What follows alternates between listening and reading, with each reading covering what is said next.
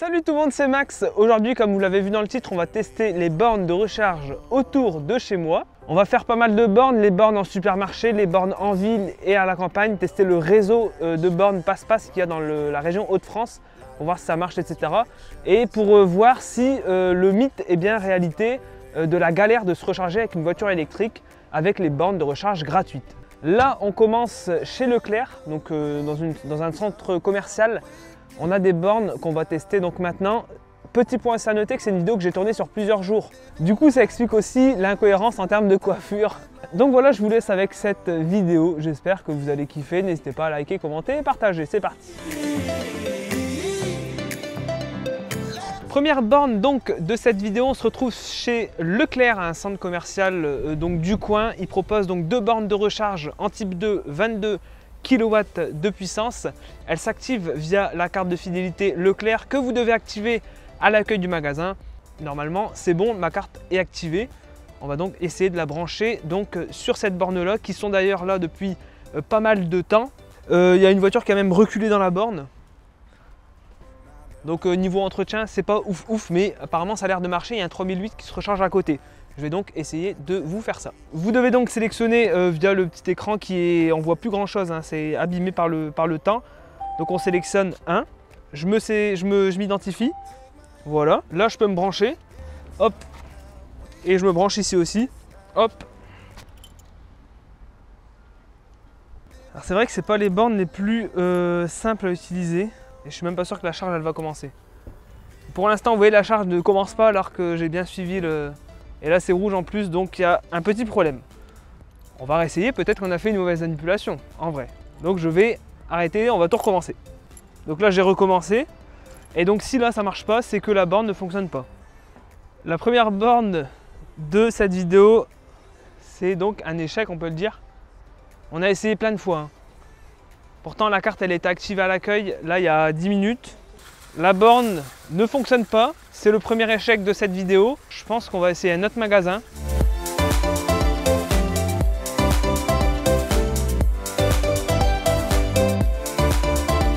Alors, cette vidéo, je la pensais plus simple. L'une des deux prises type 2 est hors service, donc manque de bol, et hors service depuis très longtemps. Donc autant vous dire qu'il n'y a pas vraiment d'entretien en tout cas fait de la part des supermarchés, et c'est bien dommage parce que c'est les seuls quasiment à proposer des bornes de recharge. Et deuxième chose, il y a un Volkswagen ID.4 qui est branché. Je pense que c'est parce que c'est l'une des seules prises en tout cas dans la ville, dans le Dunkerquois. Donc ils sont branchés, ils étaient déjà là hier et ils ont l'air de squatter bien la borne comme il faut, parce qu'en fait cette borne est disponible uniquement lors de l'ouverture du magasin et pas besoin d'aller dans le magasin pour acheter. Donc résultat, on ne peut pas recharger et c'est bien dommage. En tout cas la ville, on voit que les bornes c'est un petit peu galère. On verra, on va aller en campagne, ça sera certainement un peu plus simple. On est quand même revenu pour tester la borne de chez Aldi parce qu'elle est vraiment bien quand elle fonctionne ou quand elle n'est pas prise. Là, comme je vous ai dit tout à l'heure, il y a une des deux bornes qui ne fonctionne pas, qui est hors service. Mais celle-ci devrait fonctionner, donc je vais vous montrer. C'est vraiment un fonctionnement hyper simple. Il n'y a pas de badge, il n'y a rien du tout. C'est en libre service et c'est gratuit. Vous avez juste à appuyer ici sur le bouton vert pour ouvrir la trappe et brancher votre câble. Je fais ça tout de suite, vous connaissez la procédure, pas besoin de vous montrer.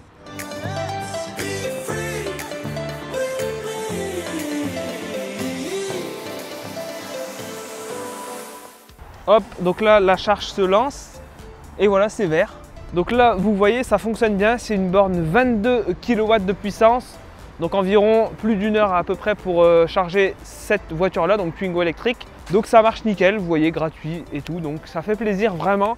Et c'est des bornes comme ça qu'on veut partout dans tous les magasins. On passe donc à la prochaine borne.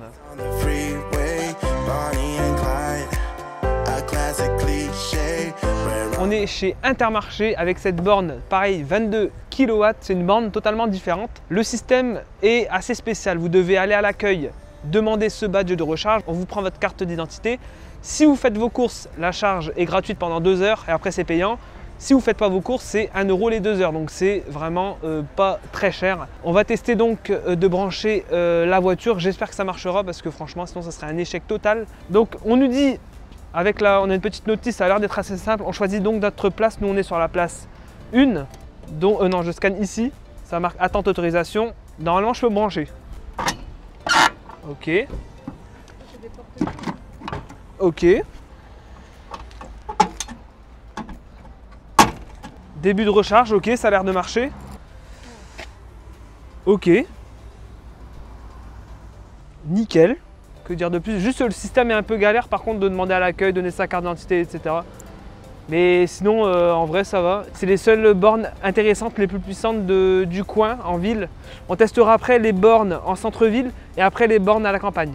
Donc c'est bon, ça a bien fonctionné. On était arrivé à 91%, on est resté 15-20 minutes. On est donc chargé à 100%, donc ça a marché parfaitement. Donc pour la désactiver, il faut scanner.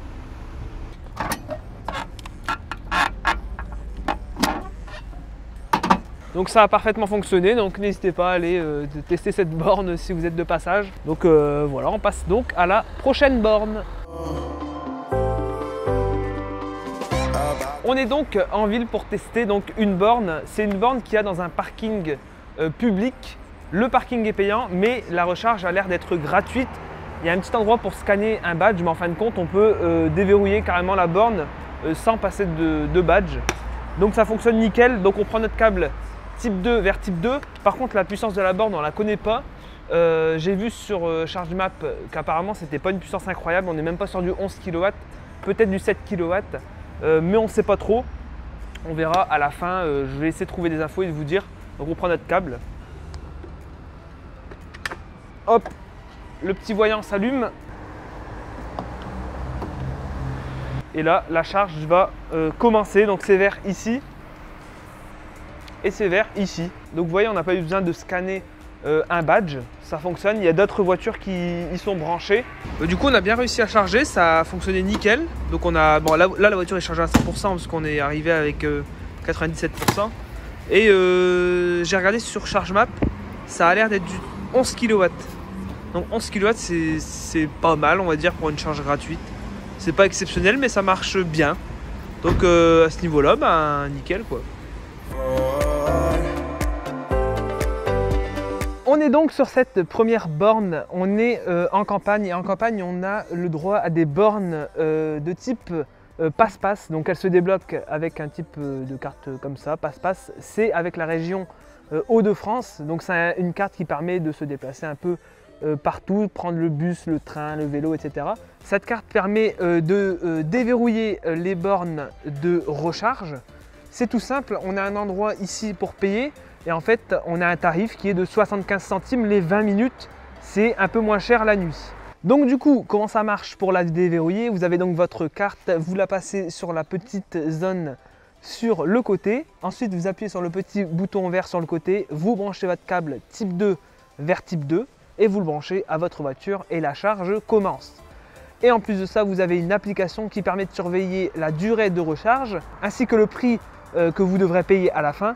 Et on a quelques autres informations. Vous pouvez aussi arrêter la charge, bien entendu, depuis votre téléphone à distance. Donc ça, c'est vraiment bien. C'est une application qui fonctionne bien. Les bornes aussi fonctionnent bien. Donc c'est un réseau qui est assez...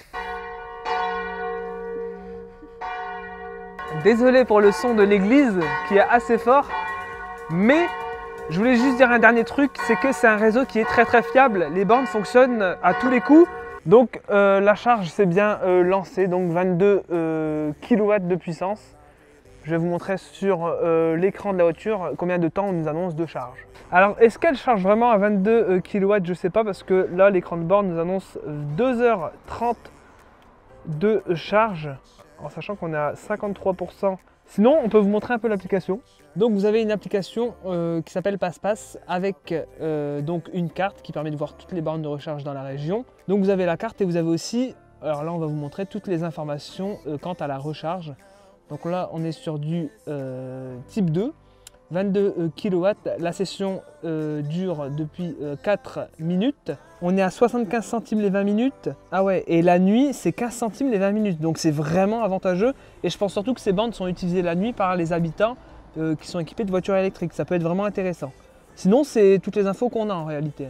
On passe donc à la prochaine borne de cette vidéo. On est donc ici sur une nouvelle borne encore. C'est une borne donc, qui se situe en ville, toujours du réseau PassPass, dont je vous ai montré tout à l'heure de quoi ça consistait. Donc cette carte PassPass permet donc de déverrouiller la borne. Vous devez donc scanner la carte sur la borne, ce qui permet donc d'ouvrir la porte sur le côté. Vous devez donc brancher le câble et vous le voyez que le câble est en fait assez serré, il est écrasé et c'est pas très bon.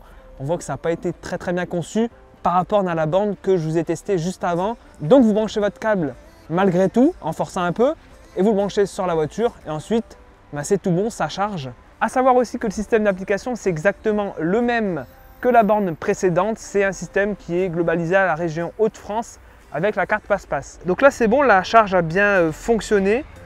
Pour arrêter la charge, il faut scanner donc le badge. Hop, ça arrête donc la charge. On ouvre le petit... Sinon ça a bien fonctionné, on est resté juste 15 minutes. Alors c'est juste la porte là, c'est assez chiant. Ça c'est pareil, ça aurait pu être un truc. Et regardez, pour enlever le pistolet, en fin de compte c'est vraiment mal conçu. Hein. Il y a un rebord et c'est vraiment mal conçu. Mais en tout cas, nous, ça a très bien fonctionné. Et donc, on va payer 75 centimes par tranche de 20 minutes. Nickel! Donc voilà, j'espère que cette vidéo vous a plu. Vous avez vu que c'est assez galère. Si vous avez d'autres idées qu'on pourrait faire avec cette Twingo électrique, n'hésitez pas à dire en commentaire. Là, les bornes, on pourrait en tester plus dans d'autres villes même. Ça pourrait être intéressant de tester ça, les bornes par exemple Ionity par exemple. Donc voilà, donnez des idées en commentaire. En tout cas, n'hésitez pas à liker, commenter, partager. C'était Max BLD, je vous dis à la prochaine. Salut!